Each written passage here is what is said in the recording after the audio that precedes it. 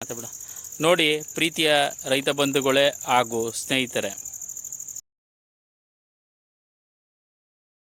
ನೋಡಿ ಪ್ರೀತಿಯ ರೈತ ಬಂಧುಗಳೇ, ರೈತನಿಗೆ ಒಂದಲ್ಲ ಒಂದು ಕಾಟಗಳು ಇದ್ದೇ ಇರ್ತವೆ.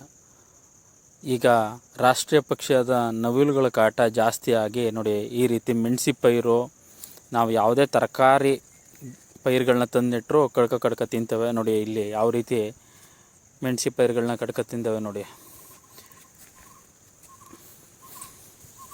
ನೋಡಿ ಹಿಂಗೆ ಮೆಣಸಿ ಹಾಕಿದರೆ ಒಮ್ಮೆಗೆ ಮೆಣಸಿ ಪೈರು, ತಣ್ಣೆ ಪೈರು, ಬಿನೀಸು ಯಾವುದನ್ನೂ ಬಿಡೋದಿಲ್ಲ ಅದು.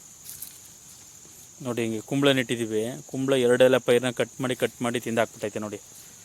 ನೋಡಿ ಇವುಗಳ ಅವಳಿನ ನಾವು ಈ ರೀತಿ ಗ್ಲಾಸು ಬಾಟ್ಲಿಗೆ ಒಂದು ನಟ್ಟು ಕಟ್ಟಿ ಅದಕ್ಕೆ ಯಾವುದಾದ್ರೂ ಒಂದು ರಟ್ಟು ಕಟ್ಟೋದ್ರಿಂದ ಈ ಗಾಳಿ ಬರ್ತಕ್ಕೆ ಈ ನಟ್ಟು ಆ ಗ್ಲಾಸ್ಗೆ ಹೊಡೆಯೋ ಸೌಂಡಿಂದ ಸ್ವಲ್ಪ ಮಟ್ಟಿಗೆ ಸೌಂಡ್ ಆಗುತ್ತೆ. ಅದರಿಂದ ಈ ನವಲುಗಳು ಒಂದು ಸ್ವಲ್ಪ ಎದುರಿ ಓಡ್ತವೆ. ಜೊತೆಗೆ ನೈಟ್ ಹೊತ್ತಲ್ಲೂ ಗಾಳಿ ಬೀಸೋದ್ರಿಂದ ಈ ಸೌಂಡ್ ಆಗೋದ್ರಿಂದ ಇದು ಹಂದಿಗಳ ಅವಳಿಗಳನ್ನ ತಪ್ಪಿಸ್ಬೋದು. ಸ್ವಲ್ಪ ಮಟ್ಟಿಗೆ ರೈತರಿಗೆ ಅನುಕೂಲ ಆಗುತ್ತೆ. ನೋಡಿ ಎಲ್ಲ ರೈತರು ನವಿಲು ಮತ್ತು ಹಂದಿರೋರು ತಮ್ಮ ಜಮೀನುಗಳಲ್ಲಿ ಈ ರೀತಿ ಮಾಡೋದ್ರಿಂದ ನಾವು ಸ್ವಲ್ಪ ಅವಳಿಗಳನ್ನ ತಡೆಗಟ್ಬೋದು. ನೋಡಿ ಈಗ ರೈತರಿಗೆ ನವಿಲುಗಳ ಕಾಟ ತುಂಬ ಆಗಿ ಯಾವುದೇ ಫಸಲನ್ನ ಬೆಳೆಯೋಕ್ಕೆ ಆಯ್ತಾಯಿಲ್ಲ.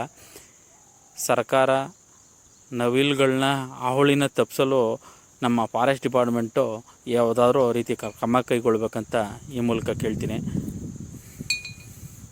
ನೋಡಿ ಈ ರೀತಿ ಸೌಂಡ್ ಆಗೋದ್ರಿಂದ ನವಿಲುಗಳು ಬೆಚ್ಚಿ ಓಡ್ತವೆ.